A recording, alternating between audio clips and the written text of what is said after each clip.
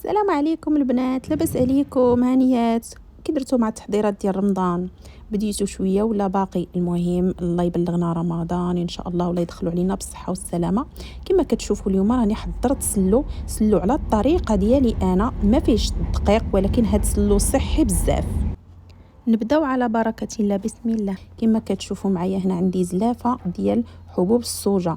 هاد حبوب الصوجه البنات راني حمرتها في الفران، وغادا نطحنها دابا حتى كتولي بحال الدقيق. كنطحن وكنغربل، المهم راها محمره في الفران. دخلتها في اللاطه الفران وحمرتها.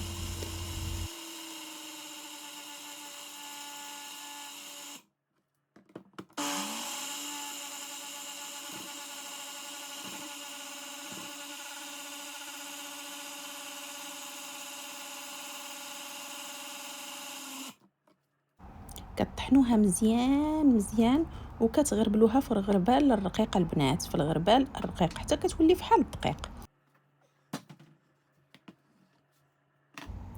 انا البنات راه طحنت وغربلت وطحنت وغربلت. فين ما كنغربل داكشي اللي بقى لي كنعاود نطحنو وكنغربلو حتى ما بقاليش بزاف. بقات ليا شي حاجه قليله، شي معلقه هكايا كبيره رميتها.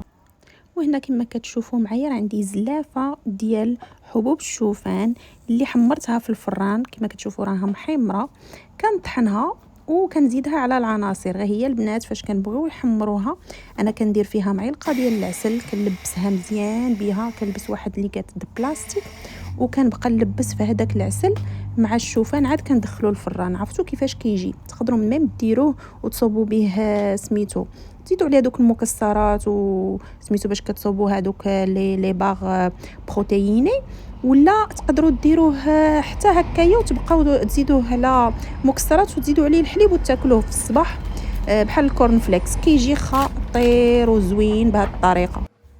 ودابا غناخد زلافه ديال حبوب زريعه الكتان. خلاص انا عندي راها مطحونه، حيت كنديرها في السموتي مثلا مع هذاك الشيا السيد ملي كنطحنها، ولا راه كتجي زوينه. الا بغيتو شي مره نشاركها معكم خليوها لي في التعاليق.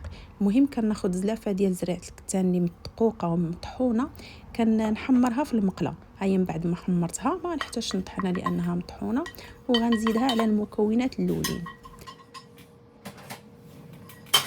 من بعد غناخد البنات حبوب الدخن او لا الا شريتو مطحون ما لقيتوش حبوب، خلاص غير غنحمرو بحال الدقيق وغادا نرميه. راه درت تقريبا 900 غرام اللي هي كيلو الا 100 غرام. ها هو من بعد ما حمرته مزيان غادا نزيدو على المكونات. ودرت منه بزاف لان انا الا هو اللي حسبته بحال لي الدقيق. وهنا عندي الزنجلان. كما كتشوفوا راه عندي 2 سلايف ديال الزنجلان اللي درت ما عامرينش بزاف. غادا نحمرهم وغادا نخلي زلافه ما غنطحنهاش، غنخليها صاينه، وزلافه الثانيه غادي نطحنها. عاد غادا نزيدها على المكونات اللي سبق لي حضرت معكم.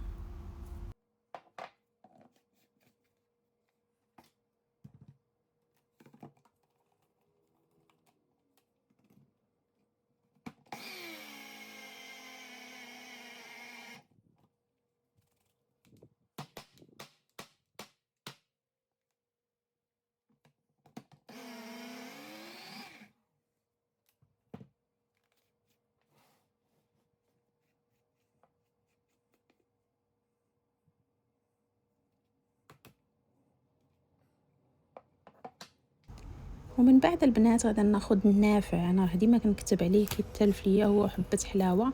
النافع عندي نص كاس كما كتشوفوا، ولي تتكون الحبوب ديالو طويله. من بعد غادي نحمرو في المقله، وغادا نجيب نص كاس ديال حبه حلاوه بيان سور. من بعد ما نقيتهم مزيان حتى هو نحمرو في المقله. وهما كتشوفوا هما هادو دابا نص كاس ديال النافع ونص كاس ديال حبه حلاوه. من بعد ما حمرتهم مزيان غادي نطحنهم وغنزيدهم على باقي العناصر. وبيان سور البنات كتخليهم حتى كيبردوا عاد كطحنوهم. راه كاع هادشي اللي خدمته طحنته في المولينكس راه ما كنطحنوش سخون، كنتسناه حتى كيبرد على خاطرو وعاد كنطحنو.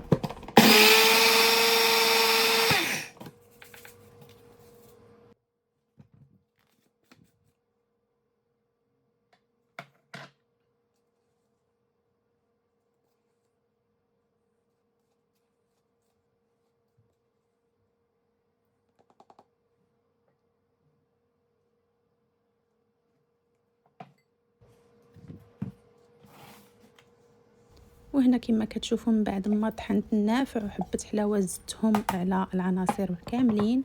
غادا نزيد زلافه ديال الكركاع. كما كتشوفوا الكركاع غادا نديروه في واحد اللاطه، غنرش عليه شويه ديال الزيت وغندخلو الفران يتحمر. ها هو من بعد ما تحمر في الفران غادا نجيب هاد المولينكس اللي غتهرمشوا ليا شويه، ما بغيتوش يتطحن مزيان، بغيتو غير يتهرمش، وعاد غادا نزيدو على العناصر.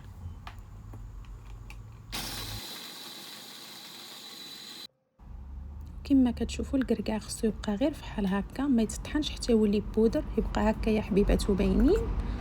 صافي كنزيدو على هذوك العناصر اللي طحنت ونكمل الطحين ديال الكركاع، مازال لي واحد شويه، وعاد غادي نكملوا باقي المراحل. خليكم معايا البنات.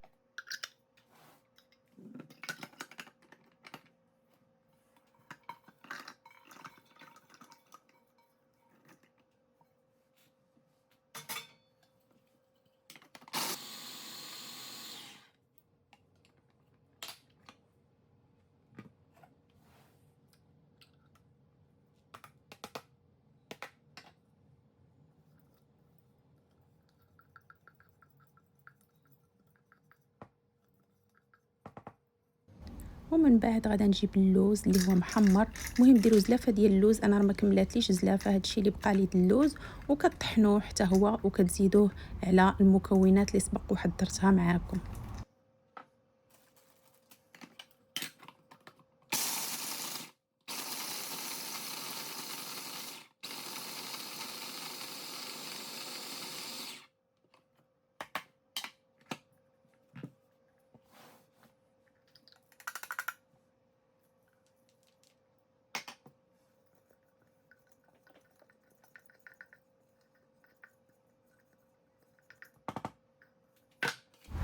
وهنا كما كتشوفوا معايا البنات غادا نزيد القرفه. عندي 2 معالق كبار ديال القرفه غبره، غربلتهم وزدتهم على العناصر كاملين اللي حضرت معاكم.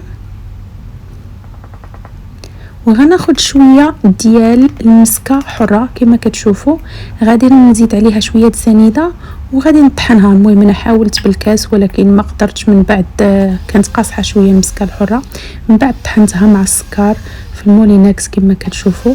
هاد النيتروبيلات راه كترجع كلشي بودغ. المهم طحنتها مزيان مع شويه سنيده، معلقه كبيره سنيده وشويه ديال المسكه حره. ايوا صافي طحنتهم، هيا زدتهم على العناصر كاملين. وهنا البنات غادا ناخذ الكوزه غادا نحك تقريبا نصها، لان ما دايراش واحد الكميه كبيره ديال السلو. الا كنتو دايرين بزاف ديروا كوزه كامله. المهم الكوزه يا البنات راه كتجيب واحد الريحه في السلو، واحد المذاق يا سلام. وهنا البنات غناخذ 2 ديال الكيسان ديال الزبده دايبه. الزبده خليتها حتى دابت مزيان ولات شويه نوازيت وتبخر هذاك الحليب اللي كيكون فيها.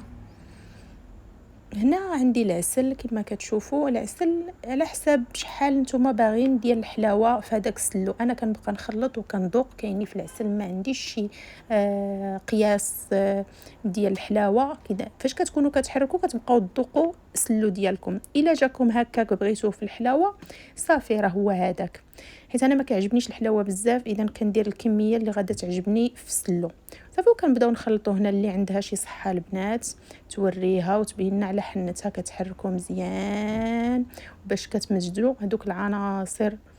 حرك حرك حرك حرك المهم انا راه يدي راني حارقاها، كنت نطيب الخبز وحرقت يدي. ايوا المهم البنات كتحركوا مزيان، وفي ما كتحسوا بانه راه مازال خصكم، الا بغيتوا ديروا الزيت ديروه، انا ما كنديرش الزيت، بغيتوا ديروه كاين تخلطوا المزيج ما بين الزيت العود والزبده.